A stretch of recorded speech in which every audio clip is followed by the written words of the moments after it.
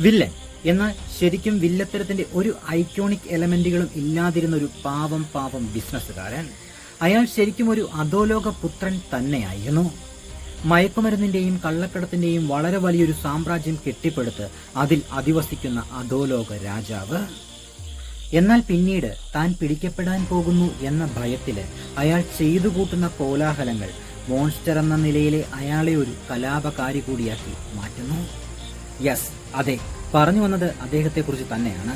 മദ്രാസ് ആസ്ഥാനമാക്കി മയക്കുമരുന്ന് കച്ചവടവും കൊലപാതകങ്ങളും കള്ളക്കടത്തുകളും ഒക്കെ നടത്തി കുപ്രസിദ്ധി ആർജിച്ച ആ പഴയ അനന്തൻ നമ്പ്യാരെ കുറിച്ച് തുടങ്ങിയ ഐക്കോണിക് ഡയലോഗ് അങ്ങനെ പവനായി ശവമായി എന്ന് പറയുമ്പോഴുള്ള നിസ്സഹായ മുഖഭാവം, ചായ കൊണ്ടുതരുന്ന കുഞ്ഞിരാമനോടുള്ള അയാളുടെ കേൾക്കുന്നവർക്ക് നർമ്മബോധമുളവാക്കുന്ന മറുപടി. ചായ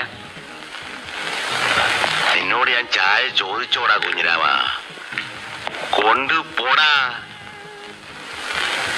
ഒരുപക്ഷെ ലോക സിനിമയിൽ തന്നെ ഇത്രയേറെ പേടിച്ച് അഭിനയിച്ച വില്ലന്മാര് വേറെ ഉണ്ടാവുകയില്ല.